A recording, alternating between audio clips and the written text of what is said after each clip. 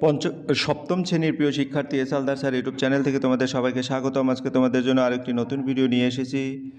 সেরা প্রস্তুতি হিসাবে তোমার ভিডিও নম্বর 6, অর্থাৎ আমি ইতিপূর্বে আরও 5টি সেট আমার এই ইউটিউব চ্যানেলে দিয়ে দিয়েছি। প্রথম পর্যায়ক্রমিক মূল্যায়ন 2026 30 মার্কের একটি স্কুলের প্রশ্ন আমি বিশ্লেষণ সহ সম্পূর্ণ সমাধান দেখাবো এই ভিডিওতে। আর এটা দুর্বল ছাত্ররাও সহজে বুঝতে পারবে, কারণ আমি এই ভিডিওটি ইংরাজির পাশাপাশি বাংলা তেও ভালোভাবে বিশ্লেষণ করেছি। আর এই প্রশ্নটি রায় ও মার্টিন প্রশ্ন বিচিত্রার যে স্কুল থেকে নেওয়া, সেটা হচ্ছে মালদা জিলা স্কুল এবং জেনকিন স্কুল কুচবিহার। এই দুটো স্কুলে একই প্রশ্ন এসেছে। কাজে তোমরা যারা এখনও আমার চ্যানেলটিকে সাবস্ক্রাইব করোনি, তারা এখনই চ্যানেলটিকে সাবস্ক্রাইব করে বেল আইকনটি প্রেস করে দাও এরকম আর অনেক ভিডিও পাওয়ার জন্য। আমরা দেখতে পাচ্ছি যে প্রশ্নটি মালদা জিলা স্কুল এবং জেনকিন স্কুল কুচবিহার দুটোতেই এই প্রশ্নটি এসেছে, প্রশ্ন নম্বর 6। হ্যাঁ, আমরা একটু বড় করে দেখি প্রশ্নটি। পূর্ণাঙ্গ প্রশ্ন তোমরা দেখতে পাচ্ছ। এখন আমি যেটা করব, আসলে ইংরেজিতে ভালো করার জন্য তোমাদের প্যাসেজটি ভালো করে বুঝতে হবে। আর এই প্যাসেজটি ভালো করে বুঝতে গেলে বাংলাতে ভালো করে বিশ্লেষণ যদি তুমি পারো, বাংলা ভালো করে বোঝো, তাইলেই কিন্তু উত্তরটা দিতে পারবে। এই কারণে আমি প্রথমেই প্যাসেজের বাংলা লাইন বাই লাইন বাংলাতে বিশ্লেষণ করব। তাই প্রথমেই যদি দেখি, আবার বলছি, এটা মালদা জিলা স্কুল এবং জেনকিন স্কুল কুচবিহার থেকে নেওয়া। তাহলে প্রথম যে লাইনটা আমরা যদি দেখি, the king of kings, Emperor Akbar, who ruled over India, was a great lover of arts, science, literature and music. তাহলে আমরা যদি উত্তরটা দেখি তাহলে কি হবে, বাংলাটা, রাজাদের রাজা সম্রাট আকবর, যিনি ভারত শাসন করতেন, তিনি শিল্প, বিজ্ঞান, সাহিত্য, সঙ্গীতের একজন বড় অনুরাগী ছিলেন। পরের লাইন,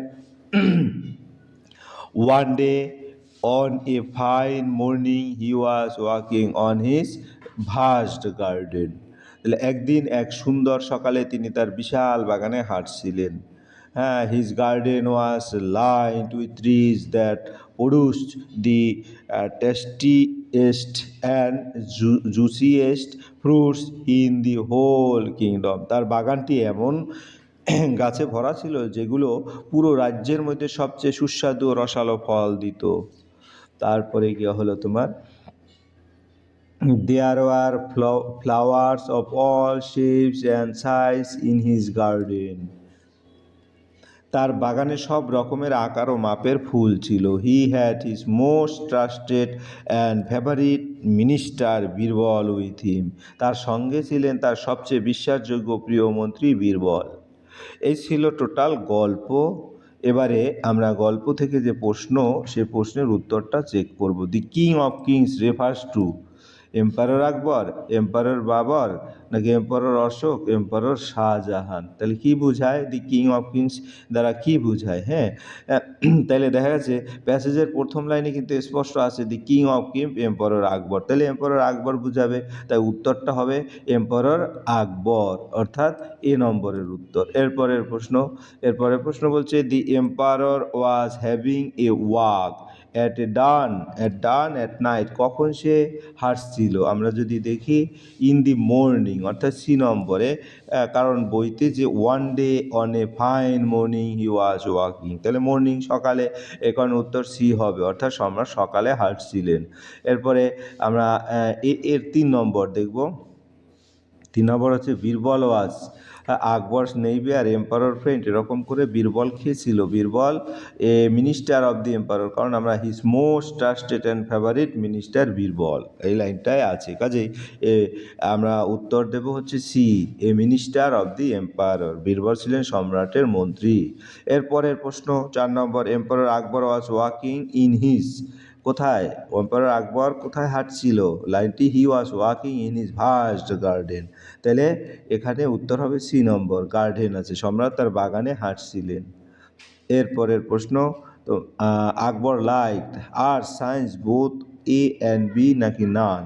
অর্থাৎ আকবর কি পছন্দ করেছিলেন? বোথ এ অ্যান্ড বি, অর্থাৎ loves of arts, science, literature and music. Akbar শিল্প বিজ্ঞান দুটোই ভালোবাসতেন। এরপরের প্রশ্ন 6 নম্বর, what kind of a passage is this? এই প্যাসেজটা কি ধরনের প্যাসেজ? আমরা যদি বলি এটা হচ্ছে স্টোরি, অর্থাৎ এ নম্বর, এ অনুচ্ছেদে একটি ঘটনার বর্ণনা আছে আকবর ও বীরবল, তাই এটি একটি গল্প, এটি একটি গল্পধর্মী অনুচ্ছেদ, এই কারণে স্টোরি হবে। তাহলে আমরা এক নম্বরের এ সম্পূর্ণ উত্তর দিয়ে দিলাম। এবার বি দেখব। বিতে কি আছে? Write T for true and F for false statement. তাহলে আমরা প্রথমে যদি বলি Akbar had fascination for arts, science, literature and music. এটা ট্রু, কারণ কি প্যাসেজে সরাসরি লেখা আছে তিনি এসব বিষয় ভালোবাসতেন। আকবর শিল্প, বিজ্ঞান, সাহিত্য, সঙ্গীত ভালোবাসতেন, কাজে এটা সত্য। এরপরের প্রশ্ন, there were flowers of equal shape and size in the emperor's garden. এটা যদি আমরা দেখি এটা ফলস, কারণ প্যাসেজে লেখা আছে flowers of all shape and size, কাজেই সব একই রকম সাইজ হবে না। বাগানে সমান আকারের ফুল ছিল না, এটা মিথ্যা, এ কারণে এটা ফলস। তারপরে আমরা চলে যাব তোমার 1 নম্বরে সি, হু ওয়াজ আকবর? আকবর কে ছিল? Whom was he walking with in the garden? তার সাথে কে হাঁটছিল? Whose subject was he interested in? 3টা প্রশ্ন। আমার প্রথম প্রশ্ন, হু ওয়াজ আকবর? আকবর কে ছিল? Akbar was the emperor of India, Akbar ছিল ভারতের সম্রাট। পরের প্রশ্ন হচ্ছে কি, whom was he was walking in the garden? He was walking with his minister Birbal, অর্থাৎ বীরবলের সাথে সে হাঁটছেন, তিনি তার মন্ত্রী বীরবলের সঙ্গে হাঁটছিলেন। এরপরের প্রশ্ন, which subject was the interested in? তাহলে আমরা দেখছি he was interested in arts, science, literature and music. তিনি শিল্প, বিজ্ঞান, সাহিত্য, সঙ্গীতে আগ্রহী ছিলেন। এরপরে আমরা চলে যাব 1 নম্বর প্যাসেজের সকল প্রশ্ন উত্তর দেওয়া হয়ে গেল। এরপর 2 নম্বর poem, read the following poem and answer the question given. বলে, simple child that lighted draws is breath and feel its life in every limb, what should it know of death? তাহলে আমরা যদি পোয়েমের কবিতা যেটা আছে সেটা যদি বাংলা দেখি, এ সিম্পল চাইল্ড, একটি সরল সহজ শিশু। তারপর the lightly draws is breath, যে খুব হালকাভাবে শ্বাস নেয়, and feels its life in every limb, এবং নিজের জীবনের স্পন্দন শরীরের প্রতিটি অঙ্গে অনুভব করে। What should it know of death? সে মৃত্যুর কথাই কিয়েই বা জানে? এই ছিল এই 4টি লাইনই তোমার কবিতা, এখান থেকে প্রশ্নের উত্তর দিতে হবে। তাহলে who lightly draws is breath and what does she feel, অর্থাৎ দুটোতে 2 মার্ক। আমরা 1 নম্বরের প্রশ্ন যদি দেখি, who lightly draws is breath, আমরা যদি বলি simple child lightly draws is breath, অর্থাৎ একটি সরল শিশু হালকাভাবে শ্বাস নেয়। হোয়াট ডাজ শি ফেল, সে কী অনুভব করে? She feels her life in every limb, সে তার শরীরের প্রতিটি অঙ্গে জীবনের অনুভূতি পায়। তাহলে আমরা 2 নম্বরের প্রশ্ন দিয়ে দিলাম। এরপরে আমরা দেব গ্রামার অ্যান্ড ভোকাবুলারি। যে তাই গ্রামার আর ভোকাবুলারি, প্রতিটি গ্রামার কিন্তু আমি খুব সুন্দরভাবে বিশ্লেষণ দেখিয়েছি।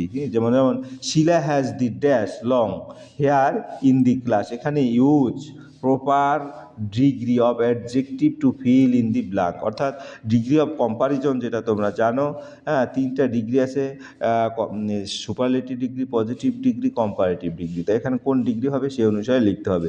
শিলা হ্যাজ দি ড্যাশ লং, না লঙ্গার, না longest hair in the class, তাহলে সে সবার সাথে তুলনা করছে, এই কারণে এটা সুপারলেটিভ ডিগ্রি হবে লংগেস্ট। অর্থাৎ ইন দি ক্লাস থাকলে সুপারলেটিভ ডিগ্রি ব্যবহার হয়, কারণ শ্রেণীর মধ্যে তুলনা, অনেকগুলির মধ্যে তুলনা, এই কারণে সুপারলেটিভ ডিগ্রি হবে।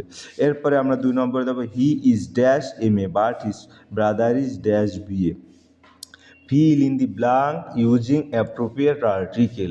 তাহলে আর্টিকেলে যদি বলি MA হয়, কারণ উচ্চারণ অনুসারে BA হয়। আমরা যদি বলি MA উচ্চারণ শুরু হয় স্বরধ্বনি M, তাই N, BA উচ্চারণ B, তাই এটা মানে কনসোনেন্ট, তাই A দ্বারা উচ্চারণ অনুযায়ী আর্টিকেল বসে, বানান অনুযায়ী নয়। এরপরে 3 নম্বর, right the past form of meet. মিটের পাস্ট ফর্মটা কি সেটা বলছে। তাহলে মিট মেট, একটা কমে যাবে, অর্থাৎ মেস্ট হতে পাস্ট টেন্স। এরপরের প্রশ্ন, নরেন্দ্র মোদি ভিজিট, এখানে বেনারস টুডে, এখানে ইউজ প্রেজেন্ট কন্টিনিউয়াস টেন্স, তাই নরেন্দ্র মোদি একজন, এই কারণে নরেন্দ্র মোদি ইজ ভিজিটিং হ্যাঁ, ইজ ভিজিটিং বেনারস টুডে, অর্থাৎ চলমান কাজ প্রেজেন্ট কন্টিনিউয়াস টেন্স, এখন চলছে এমন কাজ করতে এরকম বোঝায়। তাহলে এটার ফর্মটা হচ্ছে এম ইজ আর, তারপরে ভার্বের সাথে আইএনজি যুক্ত। এরপরের প্রশ্ন 5 নম্বর, দি বুক ইজ ড্যাশ, এটা use possessive pronoun to fill the blank. Possessive প্রোনাউনটা, তাহলে পসেসিভ প্রোনাউন মানে মাইন, নাউন হচ্ছে বুক, এরপরে পসেসিভ প্রোনাউনের ব্যবহার হয়েছে, অর্থাৎ মাইন, অর্থাৎ আমার কোনো বস্তু বোঝাতে, মানে আমার কোনো বস্তু বোঝাতে মাইন ব্যবহার হয়। এরপরে 6 নম্বরের প্রশ্ন। 6 নম্বরের প্রশ্ন কি বলছে, আই এখানে রিসিভ না receive had received your letter yesterday, গতকালের কথা বলেছে যা সেটা নর্মাল পাস্ট টেন্স, এই কারণে রিসিভড এখানে শুধুই পাস্ট টেন্স, অর্থাৎ পাস্ট টেন্স কোনটা আছে, রিসিভ। হ্যাঁ, তাইলে আমরা উত্তর হবে ইয়েস্টারডে থাকলে সিম্পল পাস্ট টেন্স হয়, এই কারণে গতকাল মানে রিসিভড। এরপরের প্রশ্ন হচ্ছে 7 নম্বর, দি শার্ট অফ ইউ না ইয়োর্স ইজ বিউটিফুল, ইয়োর্স হবে এখানে। ইয়োর্স কেন, অফ এর পরে পসেসিভ প্রোনাউন লাগে। বাংলা ব্যাখ্যা যেমন ইয়োর্স তোমার বা বস্তুর মালিকানা বোঝায় ইয়োর্স। হ্যাঁ, এরপরে যদি বলি he goes to school every day, এটা make it negative sentence. He goes to school every day, make it he does not go to school every day. হ্যাঁ, তাহলে simple present negative does not plus base verb. এরপরে which pen is his, identify the pronoun and the adjective and state their types. তাহলে এখানে আমি যদি বলি pronoun মানে which, পেনের পরিবর্তে ব্যবহৃত হচ্ছে ইন্টারোগেটিভ প্রোনাউন, অ্যাডজেক্টিভ হিজ মানে পসেসিভ অ্যাডজেক্টিভ।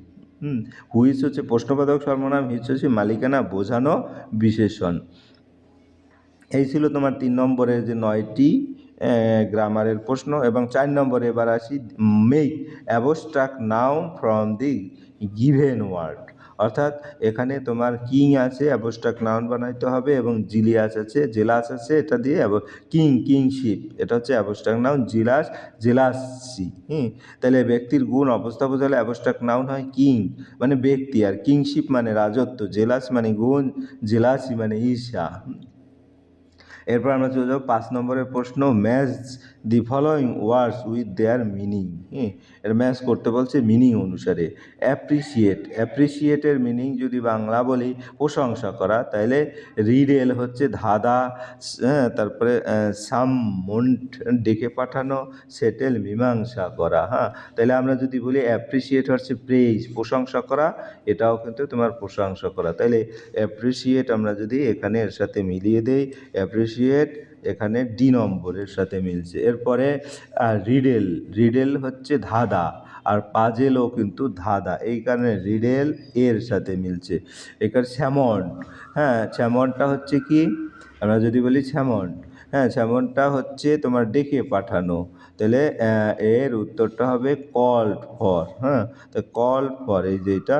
তারপর সেটেলটা হচ্ছে কি, সেটেল হচ্ছে তোমার মীমাংসা করা, তাহলে এখানে সেটেল মীমাংসা করা, আর এখানে কি আছে বাকি রিজলভ, এটাও মীমাংসা করা। ঠিক আছে, তাহলে আমরা 5 নম্বরের প্রশ্নের উত্তর হয়ে গেলে এবার 6 নম্বরের প্রশ্ন। 6 নম্বরে, write a paragraph on your visit to a book fair within 60 word using the following point. যেমন পয়েন্টসের মধ্যে date and time of visit, place, decoration, তারপরে নাম্বার অফ স্টলস, তারপর হোয়াট ইউ বট, তারপর কনক্লুশন। আমরা যদি একটু এক এক করে দেখি paragraph, a book fair is a popular event of for book lover, it is usually, এখানে সমস্তটাই আমি লাইন বাই লাইন বাংলা দিচ্ছি, তোমরা পরীক্ষা হলে আসলে এভাবে উত্তর দেবে, লাইন বাই লাইন বাংলাটা দিয়ে দিচ্ছি। কীরকম, a book fair is popular event for books lover, বইমেলা বইপ্রেমীদের জন্য একটি জনপ্রিয় অনুষ্ঠান। তারপরে তোমার it is usually held in winter, এটা সাধারণত শীতকালে অনুষ্ঠিত হয়। Many publisher and book seller set up stall in the fair, অনেক প্রকাশক এবং বই বিক্রেতা মেলায় স্টল দেন। Different kinds of book like story book, novels, science books and text book are sold there. গল্পের বই, উপন্যাস, বিজ্ঞান বই এবং পাঠ্য বই সহ বিভিন্ন ধরনের বই সেখানে বিক্রি হয়।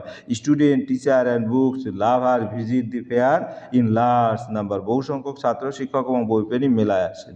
তারপরে I visit Ted A book fair last year with my friends, আমি গত বছর আমার বন্ধুদের সঙ্গে একটি বইমেলা পরিদর্শন করেছিলাম। I bought some story book jokes and a dictionary. আমি কিছু গল্পের বই ও একটি অভিধান কিনেছিলাম। A book fair helps us to develop the habit of reading and increases our knowledge. বইমেলা আমাদের পড়ার অভ্যাস গড়ে তুলতে সাহায্য করে এবং আমাদের জ্ঞান বাড়ায়। এই ছিল তোমাদের সামগ্রিক আয়োজন। আশা করি ভিডিওটি যদি মনোযোগ সহকারে দেখো, সম্পূর্ণ প্রশ্নের উত্তর আমি একবারে সহজভাবে বিশ্লেষণ করে দেখিয়েছি। এটা তোমাদের অনেক উপকারে আসবে এবং এরকম একাধিক ভিডিও, যেমন এটা 6 নম্বর, আরও অনেক ভিডিও পাবে। যে সমস্ত ভিডিও তোমরা যদি দেখো তাহলে আসলে তোমাদের পরীক্ষাটা একবারে ভালো একটা প্রিপারেশন বা প্রস্তুতি হবে। পরিশেষে বলবো, ভিডিওটি দেখার জন্য অসংখ্য ধন্যবাদ। ভিডিওটি ভালো লাগলে লাইক, কমেন্ট, শেয়ার করতে ভুলবে না। আজ এই পর্যন্তই। ধন্যবাদ সবাইকে।